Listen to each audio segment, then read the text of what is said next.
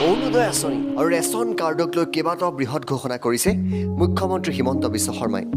ডিচেম্বৰ মাহৰ পৰা অসমত 9 লাখ লোকে লাভ কৰিব অৰুণোদয় আঁচনিৰ ধন। প্ৰতি বছৰে এই অৰুণোদয় আঁচনিৰ পৰিসৰ বৃদ্ধি পাই গৈ থাকিব বুলি ক'লে হিমন্ত বিশ্ব শৰ্মাই। ইপিনে অহা জানুৱাৰী মাহৰ পৰা অসমৰ 52 লাখ লোকক ৰেচন কাৰ্ড প্ৰদান কৰা হ'ব। এই 52 লাখ লোকে জানুৱাৰী মাহৰ পৰাই পাব বিনামূলীয়া চাউল। ৰেচন কাৰ্ড থকা প্ৰতিটো পৰিয়ালে 5 লাখ টকা পৰ্যন্ত চিকিৎসা ব্যয়ও লাভ কৰিব। 1 জানুৱাৰীৰ পৰা এই সুবিধা লাভ কৰিব ৰেচন কাৰ্ড থকা লোকসকলে। কেৱল ৰাজ্যৰ ভিতৰতে নহয়, অসমৰ বাহিৰতো চিকিৎসাৰ ক্ষেত্ৰত বিশেষ সুবিধা পাব সেই পৰিয়ালসমূহে। ইপিনে 30 নৱেম্বৰৰ পৰা উচ্চতৰ মাধ্যমিকত উত্তীৰ্ণ হোৱা ছাত্ৰসকলেও স্কুটি লাভ কৰিব। অহা বছৰ নতুনকৈ 25খন কলেজ নিৰ্মাণ কৰা হ'ব বুলিও হিমন্ত বিশ্ব শৰ্মাই ঘোষণা কৰিলে। অহা মাহৰ পৰা ৰাজ্যত কৃষকৰ পৰা পুনৰ ধান কিনিব চৰকাৰখনে।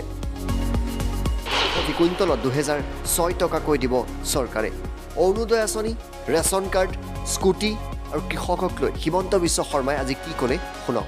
যোৱা বছৰত আমি আৰম্ভ কৰিছিলোঁ অৰুণোদয় আঁচনি। এই অৰুণোদয় আঁচনিৰ জৰিয়তে আমি 830 টকা এটা ফেমিলিলৈকে আমি দিয়াৰ বাবে আৰম্ভ কৰিছিলোঁ।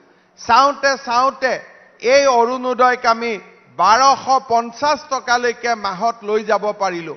আৰু অহা মাহৰ পৰা অসমত আৰু 9 লাখ পৰিয়ালক আমি অৰুণোদয় আঁচনি নতুনকৈ দিয়াৰ কাম আৰম্ভ কৰিম। দক্ষিণ কামৰূপৰো বহুত দুখীয়া পৰিয়াল উপকৃত হ'ব। চাওঁতে অৰুণোদয় আঁচনি প্ৰত্যেক বছৰতে সি আগতকৈ ডাঙৰ হৈ গৈ থাকিব। আমাৰ ৰাজ্য চৰকাৰে সিদ্ধান্ত লৈছিলে যে আমাৰ ৰেচন কাৰ্ড নোপোৱা অসমত দুখীয়া মানুহ বহুত আছে। এইবাৰ আমি জানুৱাৰী মাহৰ পৰা অসমত নতুনকৈ 52 লাখ লোকক নতুনকৈ আমি বিনামূলীয়া চাউলৰ ৰেচন কাৰ্ড দিয়া কাম আৰম্ভ কৰিম। আমাৰ ৰাজ্যখনত বহুতো দৰিদ্ৰ লোক আছে যোনে চিকিৎসাৰ বাবে তেওঁলোকে প্ৰত্যেকটো পল, প্ৰত্যেকটো ক্ষণ চিন্তাত পাৰ কৰিব লাগে। এই বছৰৰ পৰা আমি সিদ্ধান্ত লৈছোঁ অহা 1 জানুৱাৰীৰ পৰা অসমত যিমান পৰিয়ালৰ হাতত ৰেচন কাৰ্ড থাকিব সকলোৱে চিকিৎসালয়ত 5 লাখ টকা পৰ্যন্ত বিনামূলীয়া স্বাস্থ্যৰ বাবে সেৱা সুবিধা ল'ব পাৰিব।